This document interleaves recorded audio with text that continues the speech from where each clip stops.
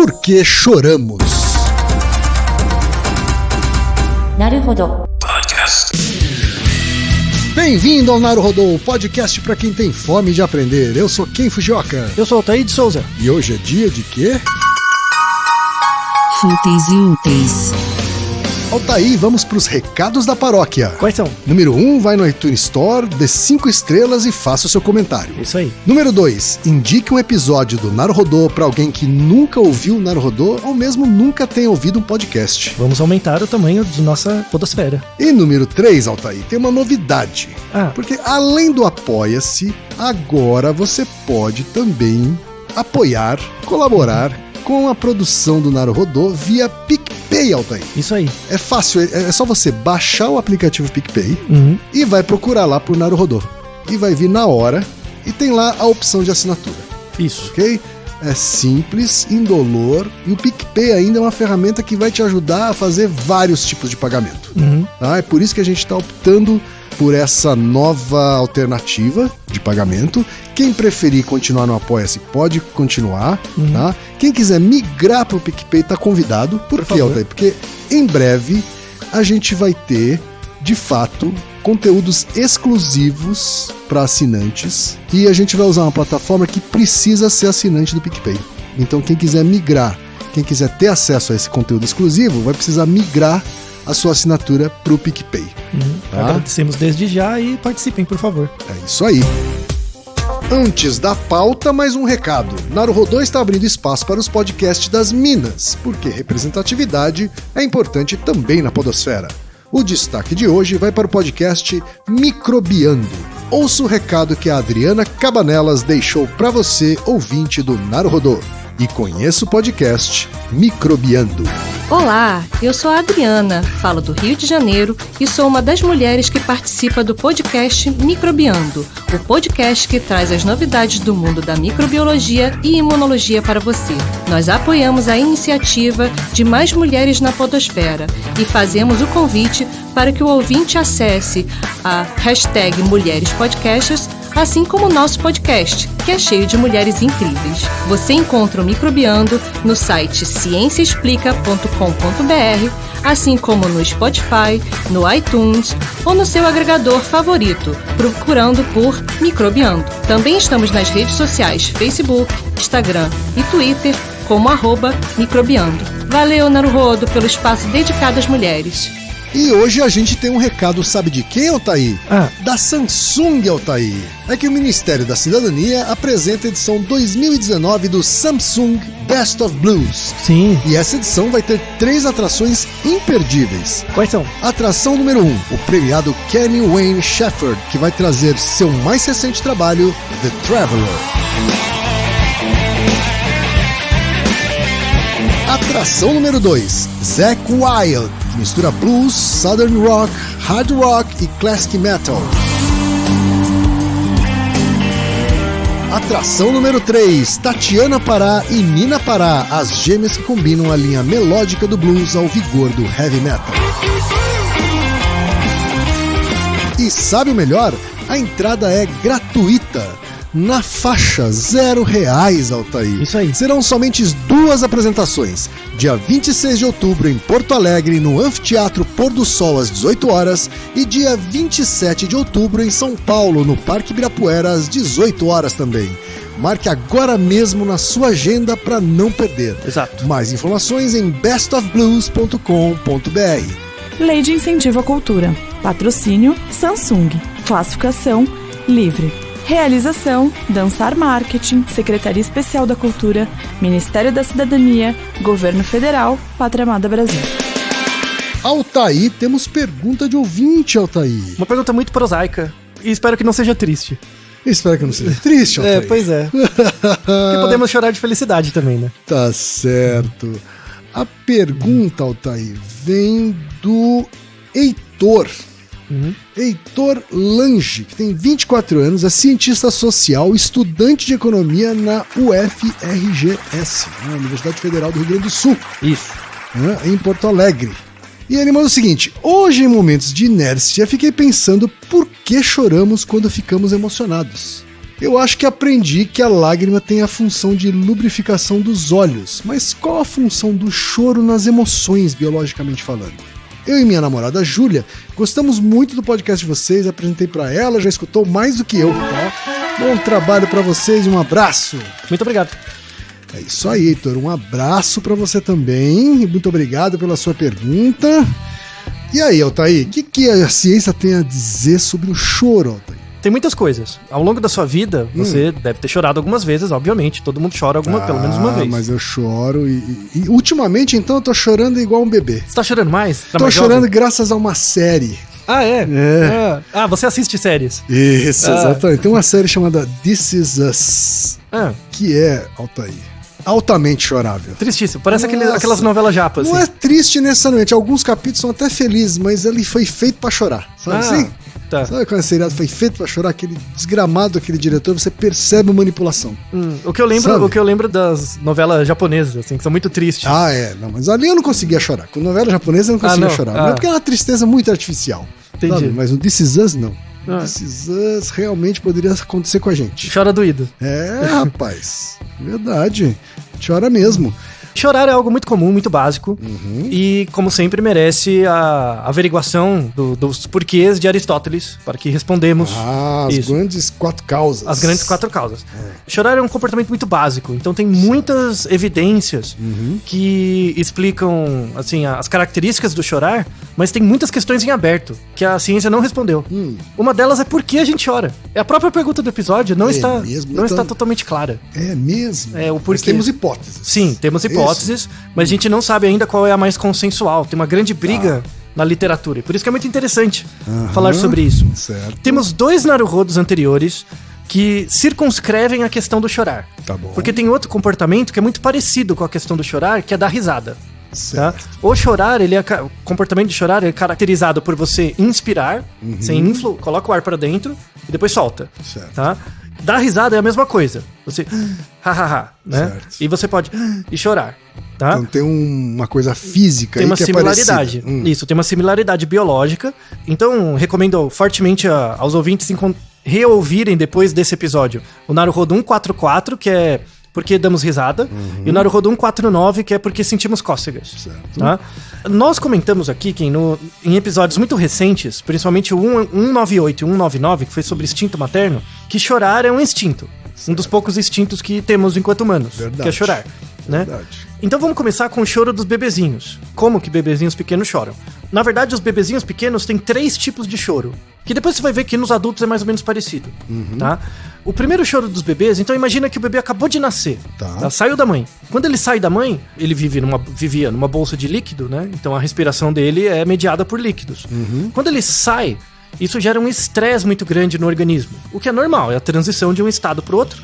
Né? Você tem que esvaziar os pulmões, e aí você tem uma primeira reação emocional, que é a sua sensação de inspirar, depois expirar. Quando você expira, essa primeira expirada é a emissão de um som, que a gente reconhece como choro. Certo. Então, o único choro eminentemente inato do bebê é o primeiro, que sai do útero e chora. Tá? A partir do segundo já não é mais inato. Por que não? Já é suscetível à aprendizagem. E aí entra nesses 3 tipos de choro. Porque significa que no primeiro choro já houve uma reação ao choro dele e aí então ele já fez algum tipo de associação. Isso, já tem uma hipótese de uma reação ambiental. Tá? Então, os 3 tipos de choro do bebê, o primeiro é chamado choro básico. Choro básico é chorinho de recém-nascido. Ele aí ele faz um intervalo. Faz um intervalo. Isso é o choro básico. Tá? Geralmente, quando ele tá, assim, incomodado com alguma coisa, né, mas não muito, ele faz esse choro básico, tá? É só a alternância entre o silêncio e a vocalização.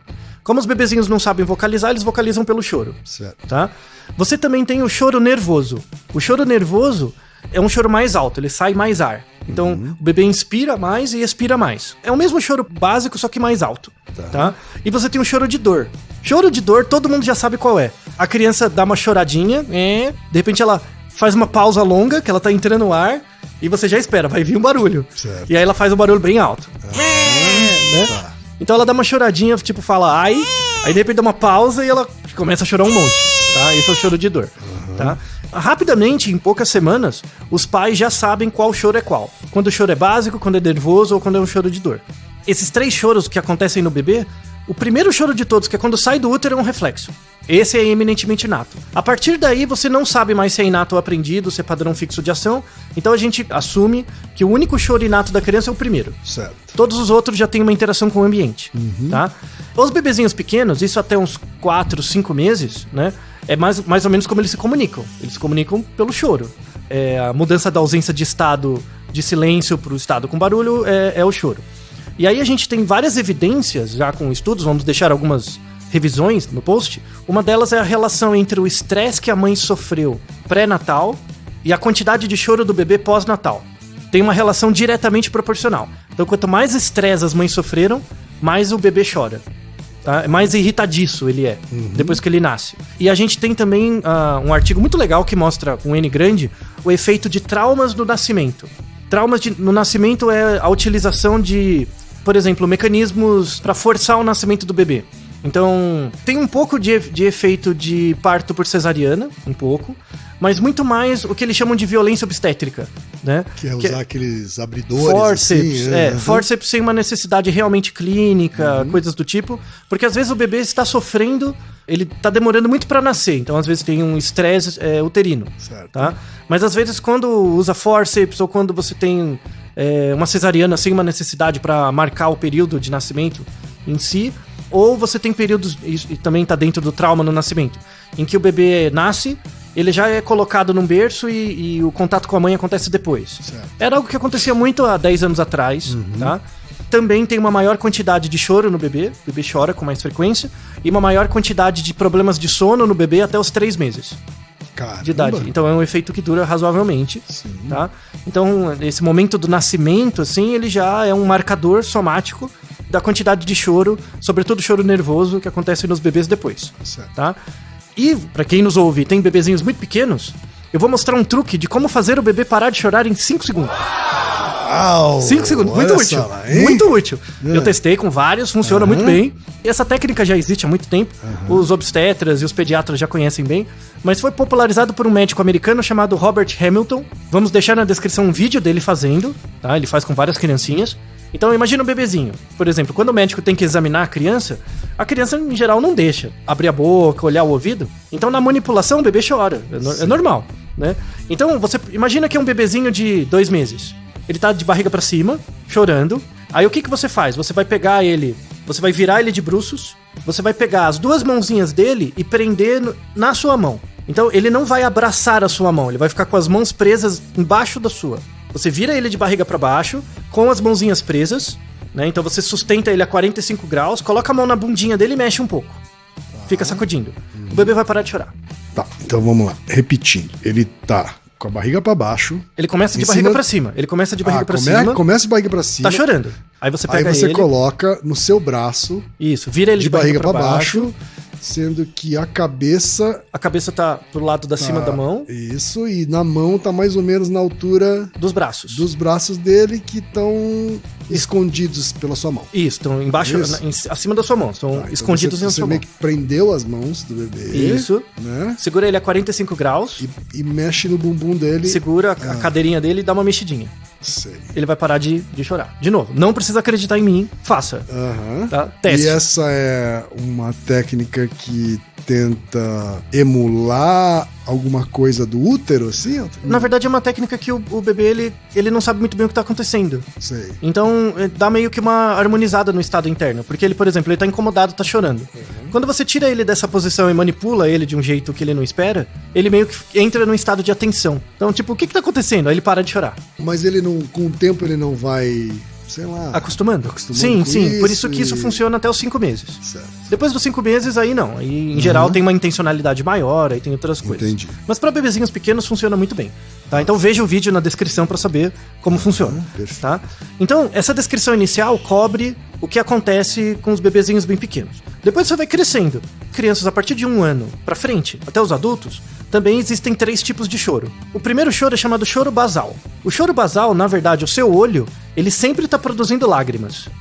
E as lágrimas servem para lubrificar o seu olho. Seu olho não pode ficar seco, senão sua vista fica turva e a córnea não fica bem lubrificada, você não consegue construir as imagens adequadamente. É muito ruim. Então, por exemplo, pessoas que têm um derrame ou uma paralisia do rosto, que não consegue piscar, você tem que colocar líquidos no olho o tempo todo, colírios, para o olho não secar, senão você pode ficar cego. Então, isso é um tipo de choro, mas na verdade, assim, a definição comportamental de choro é o comportamento de derramamento de lágrimas em resposta a um estado emocional, dor ou irritação do olho. Esse choro também é chamado, esse choro, entre aspas, é chamado de choro passivo, né? Ou choro basal, que é a mera lubrificação do olho, tá? Pra vocês terem uma ideia, as pessoas, em geral, produzem 100 ml de lágrimas por dia, mesmo sem chorar. É bastante. É bastante, então. Uma parte dessas lágrimas lubrifica o olho, outra parte, pelo próprio duto lacrimal, volta. E tem uma conexão com o nariz, né? Então você absorve, tá? Por isso que, por exemplo, pessoas que estão chorando muito, você começa a ficar com o nariz escorrendo também. Porque o líquido vai pro olho, mas também fica na fossa nasal. Certo. E aí você fica com o nariz escorrendo, quando você chora muito. O primeiro choro, esse basal, é para mera lubrificação. Então uma das funções do chorar é lubrificar os olhos. A segunda função é chamada choro reflexo. O choro reflexo é, por exemplo, efeito do olho em relação à fumaça. Tem fumaça, cai um cisco. Cai um cisco no seu olho. Certo. Então o olho vai tentar expulsar isso, né? E ele faz isso gerando líquido. Tá. Gerando líquido, né? Criando essa lágrima. E isso. Pra diluir, né, as substâncias ou fazer o cisco sair quando você esfrega. Certo. Não pode esfregar muito, senão você pode machucar a córnea. Como é que é o melhor jeito, então, de esfregar o olho? Então, se cai um cisco no seu olho, o melhor jeito é você esfregar de fora pra dentro. Certo. Devagar, né? Então você esfrega de fora em direção ao nariz. Ao nariz, sempre em direção ao nariz. Pra o cisco, por exemplo, ir pra fossa lacrimal e você conseguir tirar. Aí você tem menos chance de machucar o olho. De machucar o olho, isso. Então a gente tem esse choro reflexo com poeira, vento, cisco e cebola. Cebola também, descascar cebola. O choro de descascar cebola também é esse um choro reflexo. É um choro reflexo. Certo. Sabe por que você chora descascando cebola e não qualquer outra coisa? Deve ter alguma substância que sai da cebola que o nosso olho tenta se proteger. Isso, muito bem. Então, dentro da cebola tem uma substância que chama, por isso que a gente deu o nome, né? Chama fator lacrimatório. É uma substância que está dentro da cebola. A cebola não tem essa substância para fazer a gente chorar, ela simplesmente tem essa substância. Quando você corta a cebola, essa substância é liberada e reage com a própria estrutura da cebola e gera um ácido que chama ácido sulférico. E esse ácido é volátil, né? E vira um gás, né? Ele é volátil. E aí isso vai pro seu rosto, né? Quando você está cortando, sobe, pega no seu rosto. Quando entra no seu olho, ele reage com o líquido do olho e gera ácido sulfúrico. Caraca! Que é um ácido mesmo, é forte esse ácido. Né? Então a lágrima é diferente. Sim, ela fica lágrima é diferente. Ela fica diferente, sim. E aí o seu olho tem isso estimula os receptores ali da córnea. Isso vai pro seu cérebro, tá queimando o olho. Né? Aí tá queimando o olho, volta um sinal para você produzir mais líquido. Né? Então o cérebro manda um sinal para as glândulas lacrimatórias, né? E elas produzem hormônios e aí produzem uma maior quantidade de água para diluir esse ácido. Né? E aí você esfrega o olho, e aí melhora. Faz sentido. Por isso que tem pessoas também... Mas quer dizer, eles deram o nome, então, depois que descobriram que... Assim, né? Primeiro descobriram que a gente chorava quando cortava a cebola. Aí foram ver o que tinha e aí descobriram que tinha esse ácido sulférico que reagia com o nosso olho, com a nossa lágrima e criava o ácido sulfúrico. Isso. E aí fazia a gente... E aí deram o nome de fator lacrimal justamente por isso. Exato. Né? Quer dizer, claro. Não foi o inverso, né? Não. Eles viram que a gente chorava, depois deram o nome. Certo. Tanto é que quando você pega uma cebola com muita água dentro, e às vezes você come a cebola, não parece que a sua língua queima? Geram também um pouquinho de ácido sulfúrico, é a mesma reação. Certo. Tá? E quando a gente esquenta a cebola, tudo isso se perde, né? Se perde, isso. Ele é diluído por isso porque que quando ele é volátil. Você cozinha a cebola, ela fica praticamente doce. Exato, ela perde esse efeito, né? Por causa dos sulfetos que vão embora. Mas a gente tá falando de choro, Altair. Sim. Sabe o que é que você pode fazer para eliminar o choro no trabalho, Altair? Que é algo muito comum hoje em dia, né? É se capacitar pro trabalho, Altair. Então a gente chegou no Momento Alura, Altair. É verdade. Momento Alura, que é a maior plataforma educacional à distância do Brasil, Altair. São mais de 50 cursos de gestão de marketing, mais de 100 cursos de inovação e gestão, E são cursos rápidos, fáceis e estão disponíveis numa só matrícula. Tá? Você paga uma só matrícula e pode fazer o curso que quiser, quando quiser, tá? Como se estivesse nas Netflix dos cursos. E ouvinte do Naruhodo tem uma oferta especial que é 10% de desconto no preço original. Evita lágrimas. É isso mesmo. Reduz as lágrimas. 10% de desconto. Então visite agora mesmo alura.com.br/promoção/Naruhodo. Muito bem. Agora voltando, Altair. Sim. Voltando ao porquê choramos. Fechando parênteses. Beleza. Então, choro reflexo tem esse sentido. Mas o mais importante é o terceiro tipo de choro, que é o choro emocional. Mas é importante ver uma questão evolutiva. Então, quando o nosso olho surge, você vê desde peixe, né? Peixe tem olho. O olho do peixe não precisa ser lubrificado, porque a rigor ele fica ali na água. Tá? Quando foi pro réptil, já foi necessário uma lubrificação. Então, as fossetas lacrimais, toda a estrutura lacrimal surgiu a partir dos répteis. A partir do momento que os bichos saíram da água. Saíram da água. Porque esse olho precisa, para refletir a luz adequadamente, precisa de lubrificação constante. Tá? Então chegou na gente com isso. Se você pegar, por exemplo, um lagarto. Lagarto, com certeza ele chora de forma basal e também reflexa. Quando tem estimulação excessiva, ele chora. Isso acontece com réptil, acontece com ave. Então a gente pode dizer que boa parte dos animais choram. Tá? Nesse sentido. Pelo menos esses dois tipos. Esses dois tipos. A questão é se tem choro emocional. Essa é a pergunta. Tá? Mas o choro emocional ele evoluiu como um coproduto dos outros tipos de choro. Tá? E isso vem... O primeiro que propôs essa hipótese de que o choro emocional é uma ex-adaptação do reflexo e do basal foi o próprio Darwin. Né? Então, o Darwin ele foi na origem nas expressões das emoções nos homens e nos animais. Ele identificou esse padrão de choro emocional e ele acreditava que os animais também choravam de forma emocional. Inclusive no livro ele descreve o caso de um elefante, né, que chorava. Ele, pelo menos é um relato anedótico, chorava quando o cuidador desse elefante morreu. Ele chorava só com lágrimas ou ele chorava com som também? Você fazia soluço? Não, era só com lágrimas. Só lágrimas? Só lágrimas. Tá. Então ele não gritava, você não fazia... Não. Ou mesmo ficar soluçando, né? Ele não fazia. Só lacrimejava. Isso. Se você pensar o choro basal e o reflexo, você não soluça também. Né? Ele só sai a água do olho. Emocional, sim. Isso. Então, por isso que eu tô perguntando. Então tem coisas a mais. É um emocional, mas com características diferentes do ser humano, assim. Então, porque o soluçar, aí a gente volta no Naruhodo sobre risada. Nós somos praticamente os únicos animais que dá risada. Então, quando você vê um estímulo e ele gera uma reação de variação emocional em você... Certo. E aí depois você... Aí quando você solta o ar, ou você ri ou chora. Instintivamente faz isso. Isso é algo nosso. Certo. Outros animais não têm isso. É nato do ser humano. Então pode ser que a hipótese, né, de outros animais terem choro emocional é dissociada da questão de soluçar, porque soluçar com choro é algo muito nosso, mas eles podem ter choro emocional, tá? Então, falando primeiro dos bichinhos, né, já tem artigos, vamos deixar 2 na descrição, que não dá pra saber se o animal chora por emoção, porque você não sabe a emoção que está dentro dele, certo. Tá?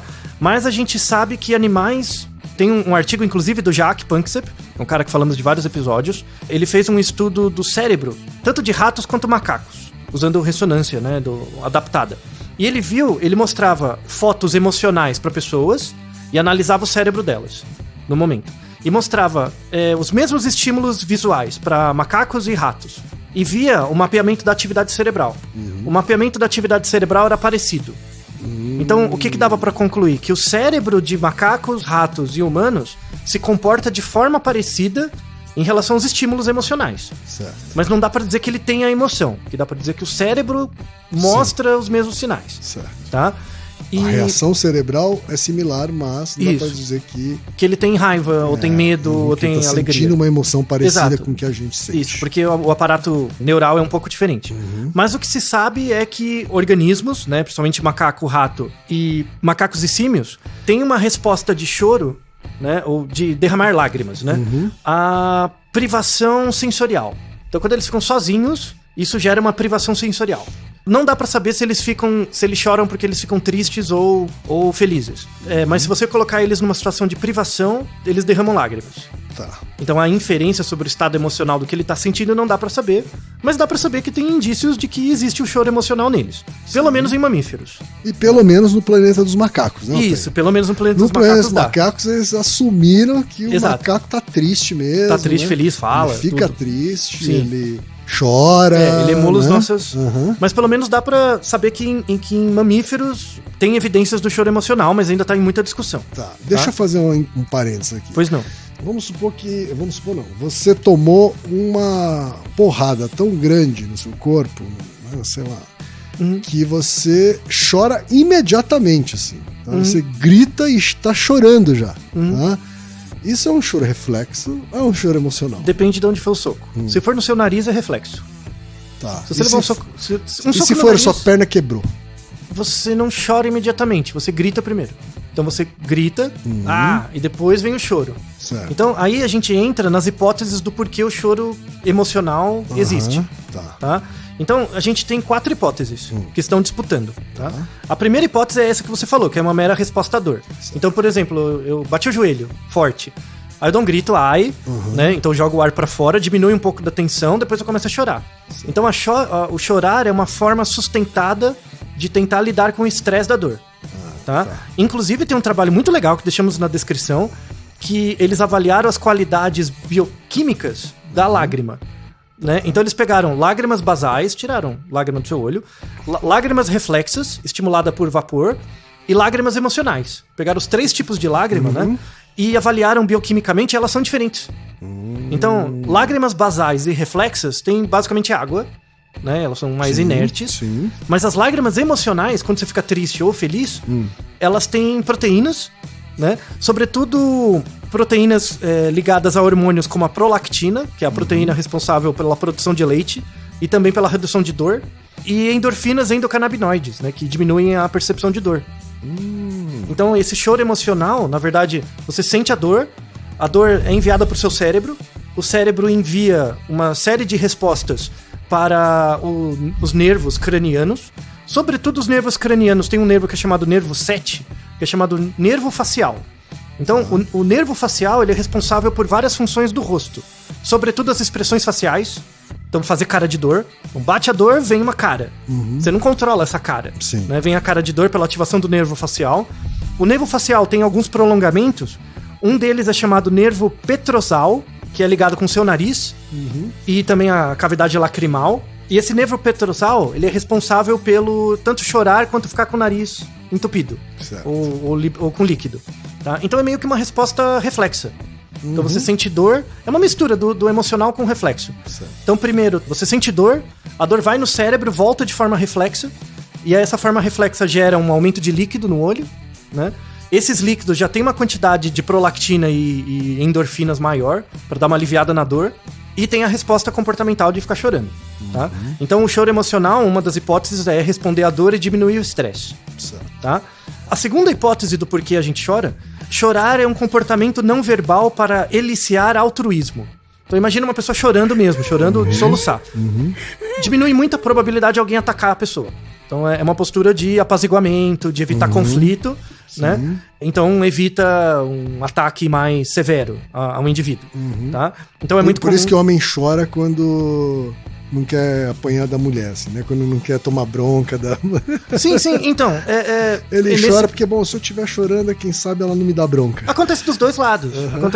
Ou pensa numa briga. Tipo, pensa numa briga mesmo, né? Briga mesmo, uma pessoa começou a apanhar, viu que já não ia... Ela se encolhe e chora, né? Então isso acontece. Tá? É uma resposta a conflito. Tá? Apaziguamento. Não, acabou, deu, obrigado, não quero mais e tal, né? Então, a primeira razão, resposta à dor. A segunda, uma questão de apaziguamento, né, de evitar mais ataques. Certo. O terceiro é uma resposta endógena para aliviar estresse. Então, as pessoas choram para aliviar o estresse. Alivia mesmo. Alivia mesmo. Alivia mesmo. Isso eu posso te dizer, né? Porque ela gera algum tipo de atividade, ela libera opioide, ela libera endorfina, né? Mas você fica mais relaxado. Sim. Então quando você chora muito, né, por um instante curto, né, dá uma aliviada mesmo. Sobretudo pela ação da prolactina e dessas endorfinas que são receptores de dor, né? Então a dor emocional é muito parecida com a dor física. Então com esses receptores de dor, né, opioides de dor, por exemplo, você sente menos dor emocional também. Tá? Então, a dor de um coração partido e a dor de uma perna quebrada, pro cérebro é a mesma coisa. É muito parecido. Né? É muito parecido. Gera a mesma reação. Sim. Então, a grande discussão da função do chorar é se é uma coisa mais coletiva, social, ou uma coisa mais do indivíduo. Certo. Tá? Essa é a grande briga. E aí tem o último motivo. A quarta hipótese. A quarta hipótese é a gente chora pra reduzir a atividade emocional e retornar à homeostase. Tem um Naruhodo que a gente faz algo muito parecido, que é o Naruhodo 72, que é por que coisas fofas dão vontade de apertar.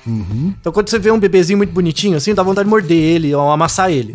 Então ele é muito bonitinho, ele estimula você muito por um lado. Pra dar conta dessa intensidade emocional, você quer apertar ele, quer fazer o contrário, ser agressivo. Sim. Pra compensar, pra voltar pro zero. Tá. Então, às vezes, quando você tá muito feliz, isso é justificado quando você tá muito feliz. Aconteceu uma surpresa, uma coisa que você não esperava, não tinha controle. Você sai do seu estado emocional, você começa a chorar pra voltar ao estado basal. Então, por isso que você chora tanto de alegria quanto de tristeza. Dá pra entender o chorar de alegria. Isso. Então, quando acontece o chorar de alegria parece até um paradoxo emocional, assim, mas né? não é. Na verdade, tira você do Ele zero. É essa busca pelo equilíbrio. Pelo zero, isso. Então, por exemplo, numa competição, você ganha, você não esperava ganhar. Aí você chora pra voltar pro estado basal. Quando você fica muito triste, perdeu um parente, você também chora pra tentar voltar ao estado basal. Sensacional, quer dizer, o choro tem esse papel de... regulatório. Né? Regulatório, exatamente. Sim. Exatamente. Isso coloca, por exemplo, porque a gente fala bem das causas materiais e formais aqui, um pouquinho das eficientes. Isso teve um impacto no início da psicologia. Certo. Então, William James, né, um dos pais da psicologia nos Estados Unidos, William James dizia que o chorar era um reflexo. Certo. Assim, era um reflexo, você chorava primeiro, depois que você terminava de chorar e se acalmava, você perguntava, por que eu chorei? E aí vinha a emoção. Por isso que ele chamava o choro de reflexo. Porque depois que passa, você volta pro zero e racionaliza. Sim. E a racionalização te dá o nome da emoção. Tô feliz, tô triste, tá? Que é sempre mais pobre do que Exato. As sensações que você teve ao chorar. Exato. Né? Quando passa pra linguagem, você perde alguma coisa interessante, né? E é bem esse você é inspirado pelo William James, né? O William James é bem assim. O William James influenciou uma galera, mas na psicanálise, no início da psicanálise, o Freud não se interessou muito por isso de choro, da questão física, certo. Né? Mas tem um psicanalista um pouquinho pós-freudiano que se interessou muito. As pessoas não dão bola pra ele, mas eu acho, pelo menos os primeiros 20 anos da teoria do cara, sensacionais. É que depois ele ficou doido. Mas todos eles ficaram um pouco. Mas que é o Wilhelm Reich. Não sei se você já ouviu da teoria reichiana. Sim. Né? Quando ele trouxe essas coisas de orgônio, das energias cósmicas, aí tudo bem. Porque ele de repente começa a ir pro mundo mais badauê. Isso. Né? Mas os primeiros 20 anos da teoria dele são sensacionais. Ele tem uma percepção de corpo, né, que deu a base da bioenergética, que é sensacional. Ele melhorou um texto da Anna Freud que chama O Ego e seus Mecanismos de Defesa. Então ele achava que você ficar só na fala, aí pegava o William James, né? A fala é um mecanismo posterior. Tipo, a pessoa tem a emoção no corpo, depois ela fala. Então a ideia é perceber o corpo dela. Reparar o corpo, questões não verbais e tal. E ele escreveu um texto, que é de 1933, que chama Análise do Caráter. E ele define o que é caráter. Caráter está no seu corpo. Não é essa questão do senso comum. Caráter está no seu Isso. corpo.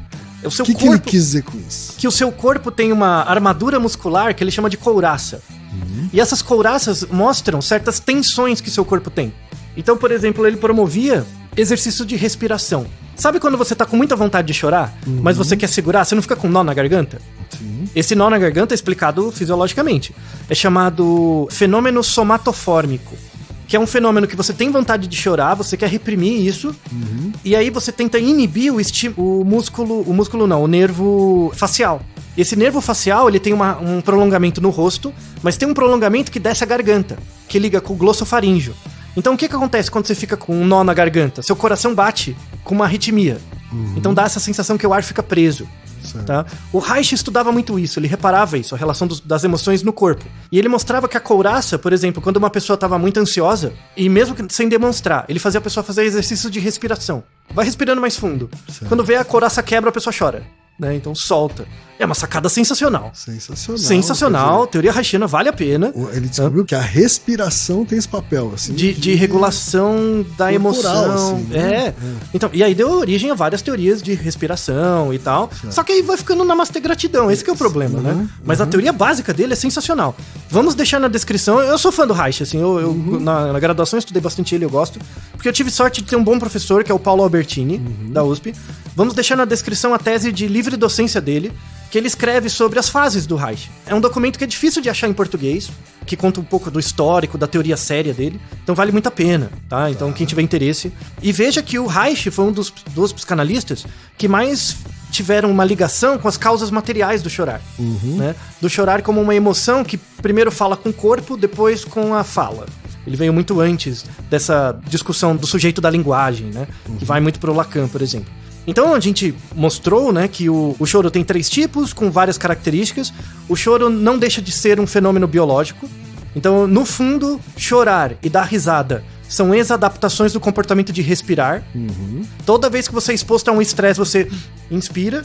E aí, se der tudo certo, você dá risada. Se você está num estado de estresse negativo ou positivo, você chora. Tá? Então os dois são 2 lados da mesma moeda. Tanto chorar quanto rir são 2 lados da mesma circuitaria neuronal e biológica e física. Perfeito. Tá? Deixa eu te fazer uma última pergunta que não tem a ver com a pergunta desse episódio. Tá? Claro. Que de repente, se as pessoas se interessarem em aprofundar e alguém mandar essa pergunta, a gente pode até fazer um episódio. Sim. Mas você falou um pouco sobre o choro emocional e o quanto a dor física, a dor de uma perna quebrada, é parecida com a dor de um coração partido. Né? É sobre essa dor que eu ia perguntar. Assim. Eu já tive a sensação, uma clara sensação de que o peito estava doendo. Sim. Né? Sim. Por causa de uma questão emocional, a perda de alguém, etc. Assim. Aquilo é realmente uma dor? Ou aquilo é uma coisa que você está somatizando, emulando? Excelente pergunta. Excelente pergunta. Todas as dores... Resposta curta, porque se as pessoas se interessarem e mandarem a pergunta, a gente faz um episódio sobre isso. Todas as dores são construções. Tá. Então, a gente já falou, por exemplo, no nosso episódio sobre daltonismo, como as cores são construídas. Elas são As construídas. dores também são. As dores também são. Então, você tem dores físicas, que aí é uma estimulação direta do receptor. E você tem essas dores que, por exemplo, você viu algo triste ou algo muito feliz, estimula o seu nervo facial e aí desce pro somático, ou pro glossofaríngeo. Então você tem uma atividade cardíaca alterada por conta do fenômeno emocional.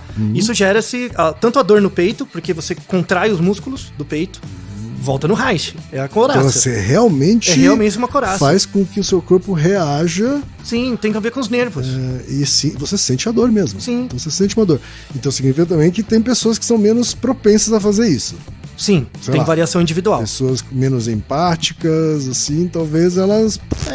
Tem variações. Tem pessoas que são mais frias. Eu não chamaria de empático, mas tem pessoas com uma atividade parasimpática maior ou menor. Sei. Tá? Então, tem gente que é mais frio. Tem variação né? individual. Tem gente que não chora por nada. Sim, tem. Né? Mas isso é aprendido, é uma aprendizagem. É aprendido, né? Inclusive, deixamos um artigo que é uma revisão sobre frequência de choro, um estudo transcultural, com 37 países. E nesses 37 países, eles verificaram que as mulheres, em geral, choram de 30 a 64 vezes por ano, tá? Em média, e os homens de 6 a 17. Só que essa amostra, né, que deu origem a esse estudo, são de pessoas acima de 20 anos. Certo. Tá? Depois eles fizeram uma outra amostra nos mesmos países de adolescentes, de 9 a 18 anos. E as proporções de choro por ano são as mesmas. Ou seja, quando Na você... adolescência. Na adolescência, o homem chora tanto quanto a mulher. Isso. Depois entra na fase adulta, a mulher chora mais. Então tem um aprendizado social do chorar. Certo. E o homem se retrai. Isso.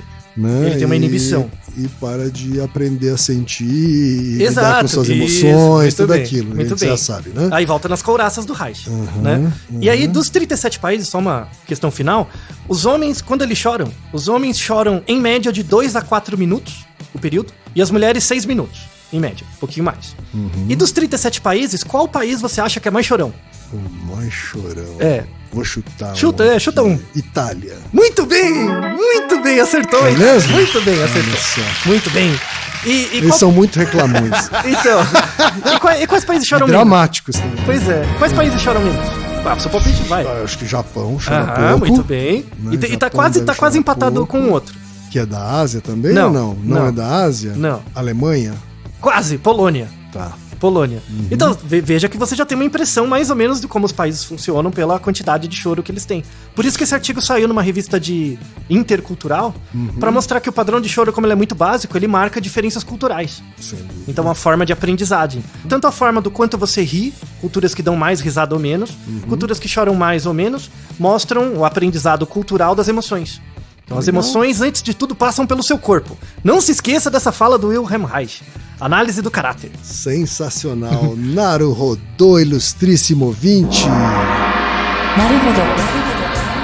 Você sabia que pode ajudar a manter o Naruhodô no ar? Ao contribuir, você pode ter acesso ao grupo fechado no Facebook e receber conteúdos exclusivos.